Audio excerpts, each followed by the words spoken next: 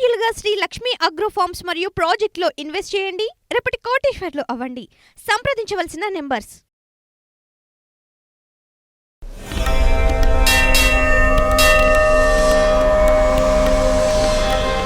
Hi, hello, నమస్తే, welcome to ఈహా TV. తంత్ర జ్యోతిష్యం అంటే ఏంటి, అసలు అది ఎందుకు ఉపయోగపడుతుంది, ఇలాంటి విషయాలన్నీ మనం మన దగ్గర ఉన్న ఒక స్పెషల్ గెస్ట్తో మాట్లాడి తెలుసుకుందాం. ఆయన ఎవరో కాదు, చిత్తూరు నుంచి వచ్చేసిన రుక్మంగదరావు గారు. ఆయనతో మాట్లాడి మనం చాలా విషయాలు తెలుసుకుందాం. నమస్తే గురువుగారు. నమస్తే. సో మనం వింటుంది ఏంటి అంటే రాహుకాలం, వర్జ్యం ఇవన్నీ ఉంటాయా? అంటే ప్లేస్ని బట్టి మారుతూ ఉంటాయి కదా, సో వీటిని నమ్మచ్చా మనం? అంటే మనకు దేశకాలమాన పరిస్థితులు బట్టి, పలు ప్రాంతాల బట్టి ఒక్కొక్క ప్రాంతంలో ఒక్కొక్క దాన్ని అనుసరిస్తూ ఉంటారు. రాయలసీమ ప్రాంతంలో రాహుకాలాన్ని ప్రత్యేకంగా పట్టించుకుంటారు. ఉత్తరాంధ్ర ప్రాంతంలో వర్జ్యాన్ని పట్టించుకుంటారు. మరి యమగండం అని ఒకటి ఉంది, యమగండాన్ని పట్టించుకుంటూ ఉంటారు. దుర్ముహూర్తం అని ఒకటి ఉంది. ఇవన్నీ వినడానికే ఒక విధంగా భయాన్ని కలిగిస్తాయని చెప్పచ్చు. రాహుకాలం అంటే రాహు యొక్క ప్రభావం అని, యమగండం అంటే కేతుగ్రహం యొక్క ప్రభావం అని, మరి దుర్ముహూర్తం అంటే ఆ ముహూర్తము ఏ శుభకార్యం చేయకూడదని, వర్జ్యము అంటే పూర్తిగా వదిలివేసి తర్వాత మనం ఏదైనా చేసుకోవాలనేటువంటి మాటలు ఇవి అర్థం. మరి వీటిల్లో ఇవి ఎలా ఒక్కొక్క ప్రాంతంలో ఒక్కొక్క దాన్ని అనుసరిస్తారు, ఒక్కొక్క దాన్ని నమ్ముతారు. ఒక ప్రాంతంలో రాహుకాలాన్ని అసలు నమ్మరు, వర్జ్యాన్ని మాత్రమే నమ్ముతారు. ఇంకో ప్రాంతంలో రాహుకాలాన్ని పాటిస్తారు, వర్జ్యాన్ని పట్టించుకోరు. అక్కడ ఉన్నటువంటి జ్యోతిష్యులు కూడా ఆ ప్రాంతం యొక్క జనాల సైకాలజీ బట్టి నిర్ణయిస్తూ ఉంటారు. ఈ రాహుకాలంలో ఏ పని చేయకూడదని, ఒకవేళ చేస్తే అన్ని ఆటంకాలు అవుతాయని జ్యోతిష్ శాస్త్రంలో విశేషమైన ప్రాచుర్యం ఉంది. కానీ తంత్ర జ్యోతిషం ఏం చెప్తుందంటే, తంత్ర జ్యోతిషంలో నేను తెలుసుకున్నది ఇక్కడ నేను చెప్తున్నాను. ఈ తంత్ర జ్యోతిష్యంలో రాహుకాలం చాలా శుభప్రదమైందని చెప్తాను నేను. అలా ఎలా? మరి ఏ ఆలయానికి వెళ్ళినా రాహుకాల పూజకు విశేషమైనటువంటి ప్రాధాన్యత. రాహుకాల పూజలో డబ్బులు ఎంతైనా కడతారు. అవునవును, అక్కడ మన శ్రీకాళహస్తిలో కూడా చూసుకుంటే అమ్మవారికి రాహుకాలంలో కుంకుమార్చన. మరి అది చెడ్డదైతే మరి దేవతార్చన మరి ఎందుకు? రాహుకాలంలో ప్రత్యేకంగా ఎందుకు చేస్తారు? విశేషమైన ఫలితాలను ఇస్తుంది రాహుకాలం. అమ్మవారు చాలా సంతోషంగా ఉంటుంది, చాలా ఎనర్జెటిక్గా ఉంటుంది. అంటే ఆమె ఏదైనా ఇవ్వడానికి సిద్ధంగా ఉండేటువంటి ఒకే ఒక సమయం రాహుకాలం. అంటే ఈ రాహువు అంటే తంత్రజ్యోతిషం ఏం చెప్తుందంటే, ఈ హోల్ యూనివర్స్, అనంత విశ్వము, ఈ బ్రహ్మాండము, ఈ రాహుకి మన కలికాలం పూర్తిగా రాహు యొక్క ఆధీనంలో ఉంది. ఎలా అంటే ఇప్పుడు శాటిలైట్స్ వదులుతాం కదా, శాటిలైట్స్ వదలాలంటే రాహుబలం ఉండాలి, ఇంటర్నెట్ ఉండాలంటే రాహుబలం ఉండాలి. అంతెందుకు మనం ఇప్పుడు మాట్లాడుతున్నాము, ఈ యూట్యూబ్ ఛానల్ ఇదంతా కూడా రాహు యొక్క ఆధీనంలో ఉంటుంది. వెండితెర సినిమా మొత్తం రాహుకాలం, రాహు యొక్క ఆధీనంలో ఉంటుంది. మరి రాహు యొక్క ఆధీనంలో ఉంది అని మీరు అంటున్నారు కదా, సరే శ్రీకాళహస్తి వెళ్ళి రాహుకేతువులు పూజ చేయించుకుంటే మొత్తం లైఫ్ సెట్ అయిపోయినట్టేనా? అలా అనుకోవడంలో అర్థం ఉంది, అర్థం లేదు, రెండు ఉన్నాయి. అంటే ఇప్పుడు మీరు చెప్తున్నారు కదా రాహు అంత బలమైన వాడు అని, మరి మనం పర్టికులర్గా ఆ దేవుడికే అంత పూజ చేస్తే మరి మనకి ఎందుకు దొరకదు? మంచి ప్రశ్న అడిగావు. శ్రీకాళహస్తి సర్పక్షేత్రం, శ్రీకాళహస్తి, అక్కడే మనకు సర్పక్షేత్రం తెలుస్తూ ఉంది. ఆ ఆలయంలో సర్పదోష పూజలు చేస్తారు. 500 రూపాయల టికెట్టు, 750 రూపాయల టికెట్టు, 1000 రూపాయల టికెట్టు, 1500, ఇంకా ఉన్నత వర్గాలకు ఇంకా 1000 రూపాయల టికెట్లు వాళ్ళు పెట్టి పూజలు చేస్తున్నారు. వాస్తవంగా ఆ పూజలు లేవు. ఇది నమ్ముతారా మీరు? వాస్తవంగా ఆ పూజలు లేవు, కానీ అది సర్పక్షేత్రమే. మరి రాహుకేతుల యొక్క బాధ కానీ అనుగ్రహం కానీ కావాలంటే ఆ క్షేత్రానికే వెళ్ళాలి.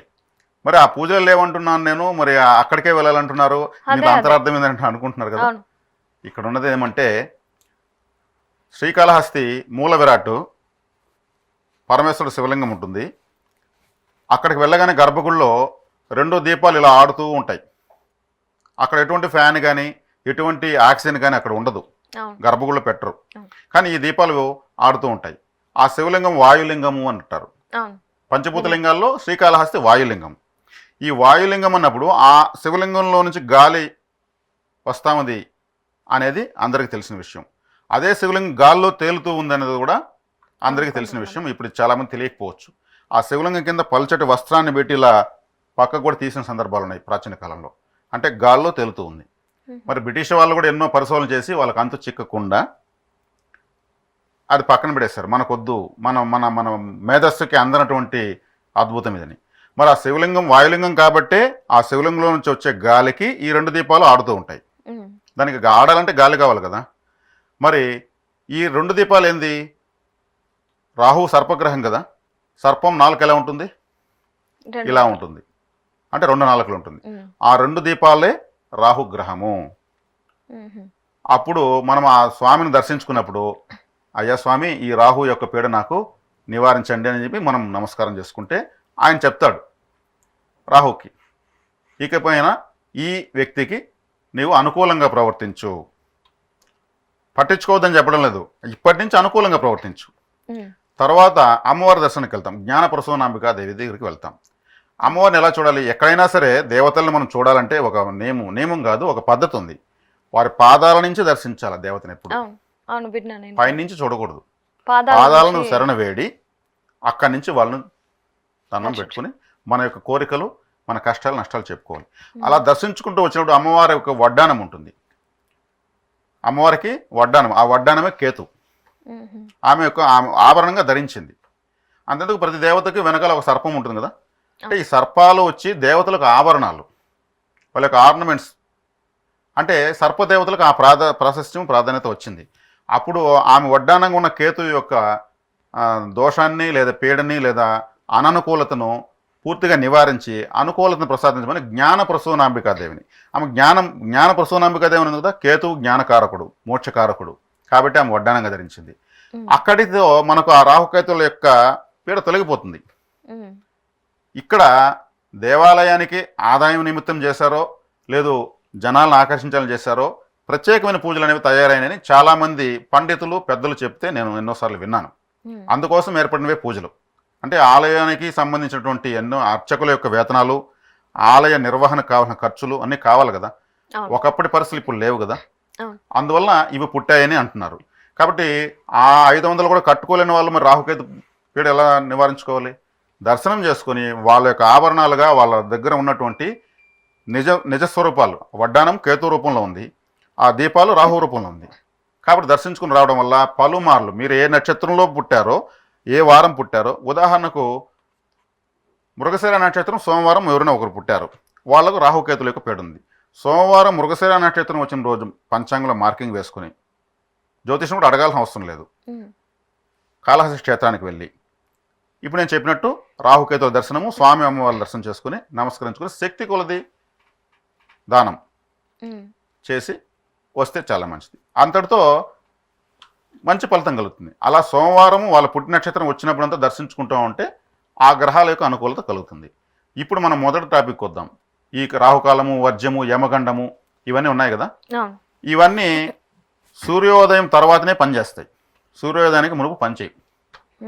ఇది కూడా చాలామంది తెలియదు. సూర్యుడు ఉదయించిన తర్వాతనే ఈ వ్యతిరేకమైనటువంటి కాలాలన్నీ పనిచేయడం ప్రారంభిస్తాయి. అందుకే ఏదైనా శుభకార్యాలు చేసేటప్పుడు ప్రాచీన కాలంలో బ్రహ్మ ముహూర్త కాలము పొద్దున్నే అప్పుడు చేసుకుంటే ఏ దుర్ముహూర్తం ఉండదు, ఏ రావుకాలం ఉండదు, యమగండం ఉండదు, వర్జ్యము ఉండదు, వీటి యొక్క ప్రభావమే ఉండదు. అంతెందుకు ఇప్పుడు ఒక విధంగా చెప్పాలంటే ఇది వినడానికి ఒక హాస్యంగానే ఉంటుంది, వాస్తవం కూడా. సూర్యోదయానికి మునుపు ఎవరికైతే పెండ్లవుతుందో, ఎవరెవరైతే బ్రహ్మముహూర్త కాలంలో పెళ్లి చేసుకుంటారో, ఎవరెవరైతే సూర్యోదయం తర్వాత పెళ్లి చేసుకుంటారో, అంటే సూర్యుడు వెలుగులోకి వచ్చిన తర్వాత మంగళసూత్రాన్ని స్వీకరించినటువంటి స్త్రీకి భర్త ఆధీనంలోకి వెళ్ళిపోతాడు. సూర్యోదయానికి ముందు ఎవరైతే మంగళసూత్రాన్ని స్వీకరిస్తారో ఆ స్త్రీ భర్తకు చెప్పినట్టు, అంటే ఆమె భర్త కంట్రోల్లో ఉంటుందని తంత్రశాస్త్రం చెప్తా ఉంది. అంటే సూర్యుడు అంటే ఆయన గ్రహరాజు.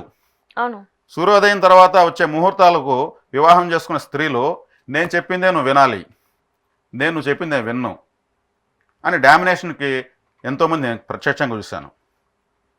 అంటే గ్రహరాజు యొక్క ప్రభావంలో మంగళసూత్రాన్ని స్వీకరించడం వల్ల చాలామంది అంటూ ఉంటారు, పెండ్లైన తర్వాత అతను మారిపోయాడు, భార్య ఎలా చెప్తే అలా వింటున్నాడు అని చెప్పి అంటుంటారు. మరి కాలం యొక్క ప్రభావం ఇంతే. ఈ సూక్ష్మం ఎంతమంది తెలుసు ఎంతమంది తెలియదు నాకు తెలియదు. తంత్ర జ్యోతిషంలో సాధన చేయడంలో భాగంగా బ్రహ్మముహూర్త కాలంలో మంగళసూత్రాన్ని స్వీకరించినటువంటి స్త్రీ భర్తకు అనుగుణంగా, అంటే వ్యతిరేకించకుండా గొడవలు పడకుండా ఆధిపత్యాన్ని చూపించడం తక్కువ ఉంటుంది. సూర్యోదయం తర్వాత ఆటోమేటిక్గా భర్త పైన ప్రతాపం చూపించే వాళ్ళగా ఎక్కువ ఉంటారు. ఇది తంత్ర జ్యోతిషంలో వాస్తవమే. కావాలంటే ఎవరైనా మేము జాతకాలు చూసేటప్పుడు 7:20 ఉదయం 7:20 అన్నప్పుడు మాకు అర్థమైపోతుంది.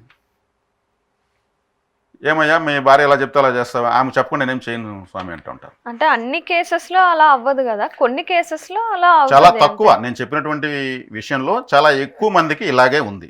దాన్ని చూడడం బట్టి క్లియర్గా చెప్పగలుగుతున్నాను. ఇది కాబట్టి ఈ కాలాలలో కూడా రాహుకాలం చాలా శుభప్రదమైంది. ఈ రాహుకాలాన్ని మనము దైవికంగా ఆలోచించుకోవచ్చు.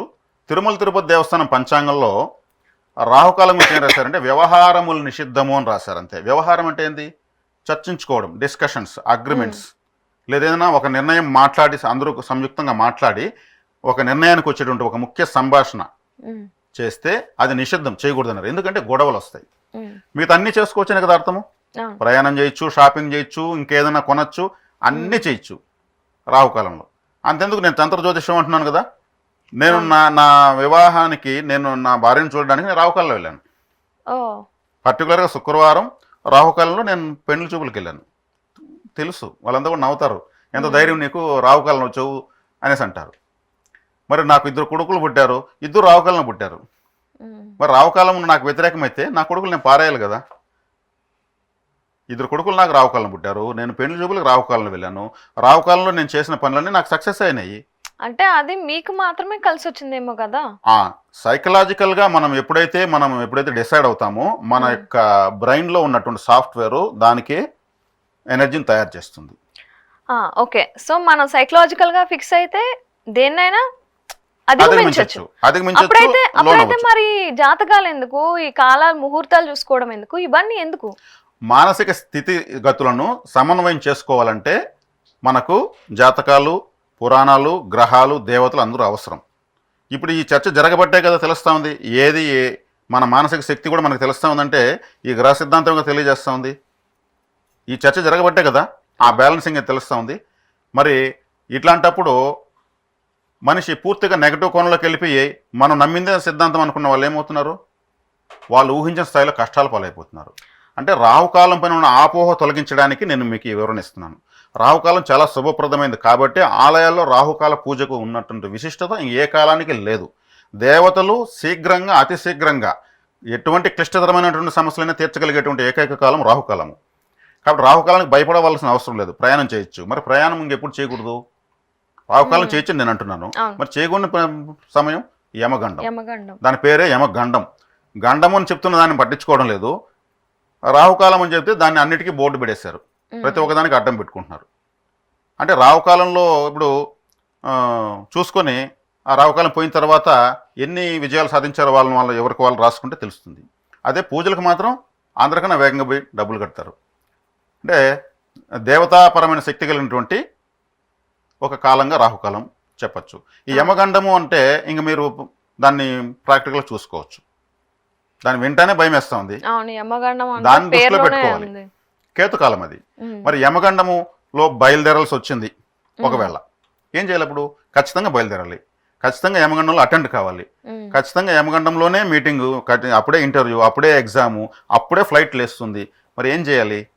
యమగండం కోసం మనకు విమానం ఆపరు కదా, యమగండం కోసం మన కోసం ఉన్నటువంటి ఒక ప్రోగ్రామ్ ఆగదు కదా, మన మనసులో అది ఉంటుంది. మరి ఏం చేయాలి? మరి దుర్ముహూర్తంలోనే నేను చెప్పినట్టు పరిస్థితి వస్తుంది, లేదు ఒక వర్జంలోనే వస్తుంది, లేదు ఒక రాహుకాలం నేను ఎంత చెప్పినా నమ్మకపోతే కూడా రాహుకాలాన్ని మేము పాటిస్తున్నామంటే మాకు వ్యతిరేకత జరుగుతూ ఉంది అనేటువంటి పరిస్థితి ఉంటే కూడా మరి వీటి పరిష్కారం ఏంటి? తంత్ర జ్యోతిషంలో వీటిని అధిగమించాలంటే కూడా పరిష్కారం ఉంటుంది కదా. తంత్ర జ్యోతిషంలో పరిష్కారం లేని సమస్య అంటూ లేదు.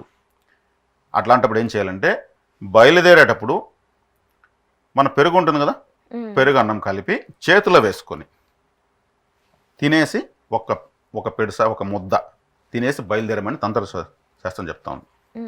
ఎందుకంటే పెరుగు అంటే అన్నం అంటే రాహువే, ఫుడ్ అంటే రాహువే, పెరుగు అంటే చంద్రుడు. అది మామూలుగా ఈ పెరుగన్నము ఎవరికైనా పెడితే చల్లగా వాళ్ళు ఒక సాఫ్ట్గా సంతోషంగా తయారవుతారు. పాల పదార్థాలతో చేసిన ఫుడ్ తినడం వల్ల హార్డ్గా తయారవరు. అదే మనము ఏదైనా మాట్లాడేటప్పుడు లేదా ఏదైనా చదివేటప్పుడు ఒక 2 పచ్చిమిరకాయలు నవ్వులేసి మనం మెల్లగా సాఫ్ట్గా మాట్లాడగలం, చదవగలమా? లేదు. చాలా హార్ష్గా మాట్లాడగలుగుతాం. అంటే ఆ యొక్క ఆహారం యొక్క స్వభావం అది.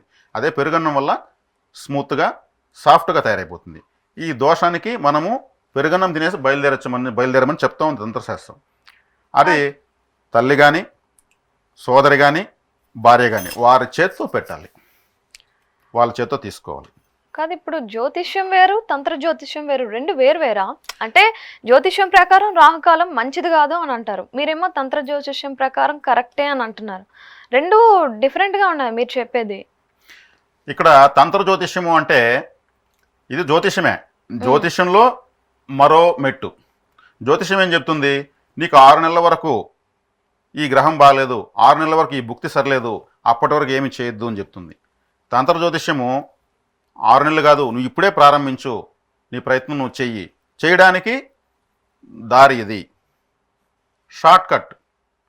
ఇప్పుడు మనకు ఇప్పుడు సంవత్సరం బాగలేదన్నా మనకు సంవత్సరం ఏ పని చేయొద్దని చెప్పడం జ్యోతిష్యంలో న్యాయం కాదు కదా.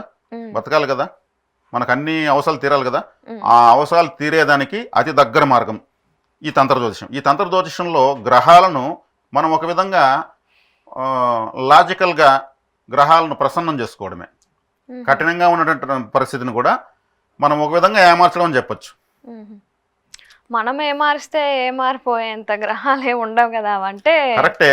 ఇప్పుడు మనకు విఘ్నేశ్వరుడు నైవేద్య ప్రియుడు, ఆయన యొక్క సైకాలజీ నైవేద్యానికి చాలా సంతృప్తి పడతాడు. శివుడు అభిషేక ప్రియుడు, ఆయన అభిషేకం చేస్తే ఆయన ప్రసన్నం అవుతాడు. విష్ణువు అలంకార ప్రియుడు. వాళ్ళ సైకాలజీ అర్థమైంది కదా. మరి నైవేద్యం పెట్టాలని అభిషేకం చేస్తే ఆయన డిస్టర్బ్ అవుతాడు కదా. అభిషేకం చేసే ఆయనకి మనం నైవేద్యం పెట్టామనుకో, నాకు ఇది నచ్చదు, నాకు ఇష్టం లేదు, నాకు ఇష్టం లేని పని ఎందుకు చేస్తారు ఇతను అనుకుంటూ డిస్టర్బ్ అవుతాడు కదా. అట్లా గ్రహాల యొక్క సైకాలజీ వీళ్ళకి ఎలాగైతే ఉందో సైకాలజీ, గ్రహాలు కూడా అదే విధంగా సైకాలజీ ఉంది. ఆ గ్రహం యొక్క సైకాలజీని ఏం చేస్తే ఆ గ్రహం మనకు ఇదే విధంగా అనుగ్రహం పొందుతుందో దాన్ని తెలియజేసేదే తంత్ర జ్యోతిష్యం. ఇతను కష్టంలో ఉన్నాడు, ఇతని అవసరం తీరాలి, కానీ మనకి ఇష్టమైన పని చేశాడు, అంతే కదా, పో చేసుకోబో అని మనకు వాళ్ళు అంటే కర్మను ఇక్కడ ఎవరు పూర్తిగా తీర్చరు, కర్మను ఎవరు మార్చలేరు కూడాను. కానీ ఈ తంత్ర జ్యోతిషం ఏం చేస్తుందంటే తంత్ర జ్యోతిషాన్ని అనుసరించిన వాళ్ళకి వచ్చే ఫలితం ఏంటంటే దేవుడు తలరాత మార్చలేడని అంటుంటాం కదా, అది నిజమే. అంతే. మరి అట్లాంటప్పుడు దేవుని ఎందుకు పూజించాలి, ఈ గ్రహాలు ఎందుకంటే మనం చేసేటువంటి ఈ తంత్ర మార్గాల ద్వారా మనమల్ని పాము కరవాలని ఉన్నప్పుడు ఈ తంత్ర పరిహారం ద్వారా తేలు వస్తుంది ఎదురుగా. అంటే కొంచెం పాము ఫేస్ చేసే ప్లేస్లో తేలును ఫేస్ చేస్తాం అంతే. అంటే డిస్కౌంట్ తీసుకుంటున్నాం. తేలును ఫేస్ చేయడం ఏముంది, మనం దాటుకొని కూడా వెళ్ళిపోవచ్చు, దానిపైన దాటుకొని వెళ్ళిపోవచ్చు. అదే మనము ఏది ఎలా ఉంటే అలాగే జరగనప్పుడు ఏమవుతుంది, పామే ఎదురొస్తుంది. అందుకు తంత్ర మార్గాన్ని అనుసరించడం ద్వారా మన కర్మ మారదు, కానీ దాన్ని ఎదుర్కొనే శక్తి మనకు వస్తుంది. ఇక తలరాతను మార్చేస్తుందని కూడా నేను కూడా చెప్పడం లేదు. సరిపోయింది, నా సమాధానం సరిపోయిందా? ఓకే, అర్థమైంది.